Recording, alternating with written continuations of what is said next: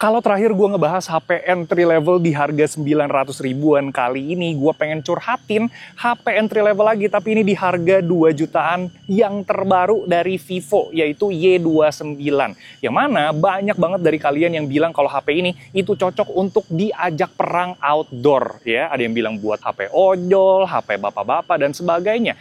Tapi, apakah HP ini benar-benar cocok untuk diajak perang di luar, ya, outdoor? Langsung kita tesin aja lewat sehari bareng Vivo Y29. Jadi gini ceritanya. Oke, tapi sebelum gua mulai untuk curhat, gue pengen bilang terima kasih buat lu pada yang udah support Getizen dengan subscribe, komen, karena semua interaksi yang kalian berikan itu sangat-sangat berarti buat gua pribadi dan channel ini. Dan selamat datang juga buat lu yang baru pertama kali nonton video-videonya Getizen. Di sini kalian bisa dapetin berbagai pembahasan unik soal gadget dan aksesoris. Dan terima kasih juga buat distributor ponsel yang udah menyediakan dan mengizinkan Getizen Indonesia untuk minjem dan ngetesin HP-nya. Semoga nggak rusak ya, karena mau dipakai sehari-hari. Dan ya, buat kalian yang penasaran soal HP-nya, gue udah taruh lengkapnya di kolom deskripsi. Jadi bisa langsung dicekin aja. Sekarang langsung aja kita mulai curhatannya deh. Gas! Oke, selamat pagi.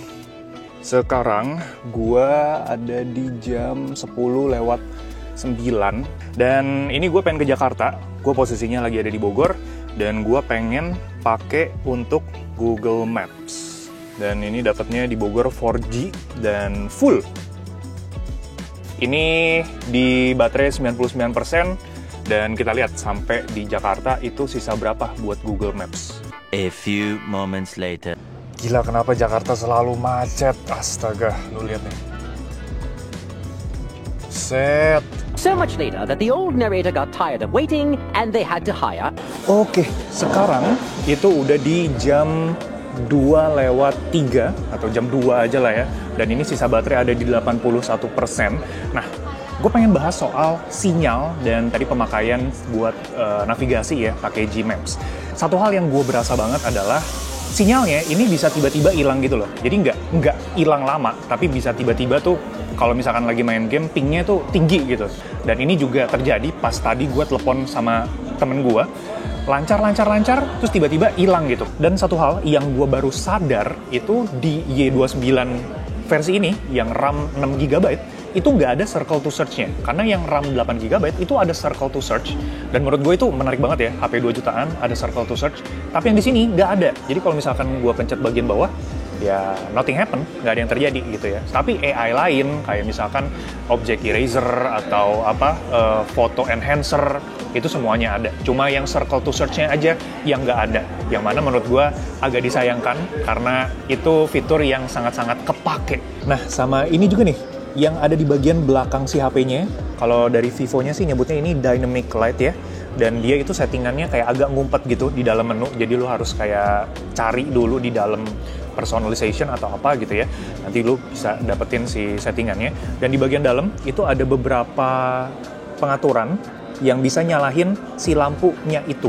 Jadi pertama itu dari telepon, kalau ada telepon masuk dia nyala. Dan dia juga ada buat notifikasi, kalau misalkan lu ada WA atau ada, ya apapun lah, notifikasi apapun, nanti dia bisa nyala juga.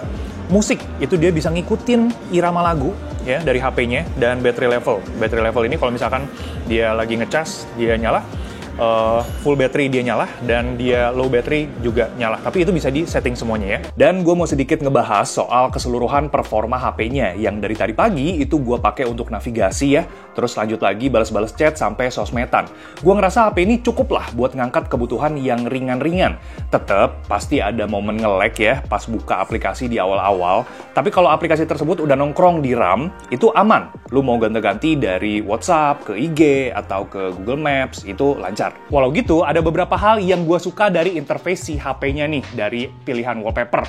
Terus temanya itu juga unik-unik di toko Themes-nya Vivo.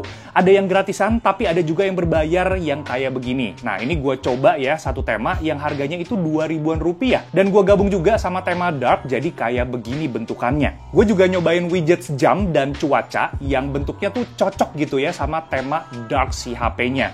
Gue emang demen tone yang monoton kayak begini ya, Tapi kalau lu pengen yang warna-warni, yang lebih ngejreng, itu juga ada pilihan wallpaper, tema, dan widgets-nya. Nah, ngomongin soal estetika interface, lu juga bisa atur si transisi dan animasi HP-nya. Pas masuk dari lock screen, itu kayak gimana, terus buka aplikasi, juga itu ada pilihan kayak gimana gerakannya. Sayangnya, animasi dan transisi di Vivo Y29 itu kurang konsisten ya. Pas kita buka aplikasi, itu malah munculnya dari tengah layar kayak gini, bukan dari ikonnya. Padahal yang dicontohin itu dari si icon. Oh iya, lu juga bisa nyalain fitur one-handed mode ya, tapi gesturnya ini memang agak beda dari HP lain. Dia swipe masuk dan keluar kayak gini. Dan digedeinnya lagi, itu pakai gestur yang sama atau lewat icon X di bagian atas. Fitur andalan yang selalu gua cari di semua HP, sidebar, itu sayangnya nggak nyaman nih buat pemakaian gua di Vivo Y29. Bentuknya jadi kayak floating window gini, dan buat gedein layarnya juga agak ribet ya, harus pencet icon maximize, nggak bisa pakai gesture. Nah, pas itu juga gue nggak kebagian hujan di Jakarta. Padahal gue pengen banget buat nyobain ketahanan air di HP ini. Dan yang paling penting itu respon layarnya kalau kena cipratan air hujan. Jadi di sini gue rekayasa aja ya dengan dicipratin air ledeng. Dan ternyata si layarnya ini masih bisa mencet-mencet sendiri. Gue sendiri udah nyoba buat nyari fitur Mistouch Prevention buat layar yang basah. Tapi ketemunya malah anti sentuh kalau dikantongin ya. Mungkin gue ada miss soal pengaturannya, lu bisa perbaiki di kolom komentar ya. Nah, di sana juga gue sempat motret beberapa foto pakai kamera HP-nya ya, dan menurut gue hasilnya oke nih. Buat harian ini boleh sih, kalau lu mau pakai buat foto objek atau lokasi, itu bisa diandelin. Dan kalau lu pakai buat harian kayak foto pemandangan atau gaya-gaya, itu tetap oke. Oke, ini ngetesin buat kamera selfie-nya untuk video record. Ini di 1080 30 fps, mentoknya di sini ya, untuk kamera selfie-nya. Dan ini gue sambil jalan tipis-tipis di pinggir jalan, pengen ngetesin juga buat kualitas suaranya. Dan ini angin agak berasa, gue nggak tahu apakah masuk ke mic atau enggak. Tapi menurut gue di sini warna udah oke, detail juga oke. Tapi soal stabilisasinya aja kali ya. Nah, kalau ini buat perekaman kamera utamanya ya. Dan ini gue di 1 kali, ada pilihan pencetan buat 2 kali juga. Bisa zoom juga. Gue coba berhenti dulu. Ini zoom sampai 10 kali ya. Oke, sampai 10 kali, dan gue ajak buat jalan juga di sini. Ini sama resolusinya di 1080 30 fps, mentok di situ. Kalau mau turun bisa ke 720 60 fps. Oke aja, nggak gimana-gimana banget. Gue tadi lebih impress sama kamera selfie-nya buat video recording sih. Tapi gimana menurut lo? Tulis di komen. Oke, sekarang saatnya balik ke Bogor lagi. Dan ini udah di jam 20, jam 8. Sisa baterai ada di 55%. Balik ke Bogor 1 jam 13 menit. Jauh lebih cepat timbang tadi berangkatnya ya. Oke, tuh. Udah langsung nyambung ke si head unitnya. Oke, sedikit update. Buat screen on time, gue dapet di 6 jam 30 menit. Ini pemakaian gue ya paling banyak itu Spotify sama Maps. Tapi gue nggak tahu kenapa kameranya ini berjalan di background. Gue nggak ngerti sih ini kenapa berjalan di background terus. Gue pakai juga buat sosmedan dan ini aplikasi kerja. Gitu ya, sisa baterai di 37%. Seharian nih, masih ada sisa 37%. Menurut gue mantap kali ini buat perang ya. Di luar ya, outdoor. HP perang memang. Oke, jadi selama 1 hari full pakai Vivo Y29, kalau misalkan ditanya, apakah HP ini cocok untuk digunakan sehari-hari? Nah, menurut gue ini cocok-cocok aja ya.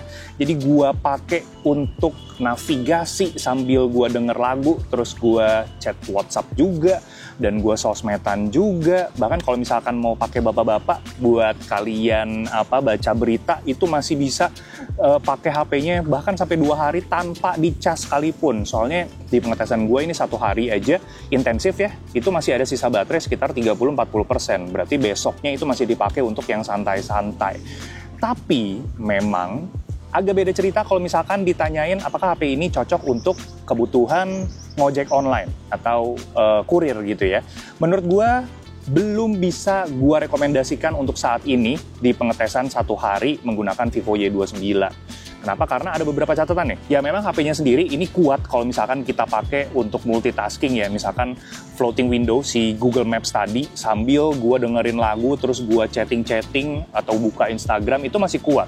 Tapi masalahnya adalah kalau misalkan gue pakai internetnya saat dua kondisi. Pertama adalah pas kecepatan tinggi, pas di mobil ya, melaju, itu dia internetnya kurang stabil, dan saat gua ada di dalam gedung Sarinah, itu gua mengalami putus sinyal internet ya di lantai ground-nya. Dan untuk ketahanan airnya sendiri, HP-nya memang kuat ya kalau misalkan kena hujan atau kena air yang intensif gitu ya, kecipratan atau segala macam. Tapi masalahnya adalah kalau misalkan kena air yang lumayan banyak, layarnya ini masih bisa nyentuh-nyentuh sendiri. Tapi kesimpulan ini tuh bukan kesimpulan yang saklek ya, karena ini gue dapetin dari seharian menggunakan Vivo Y29.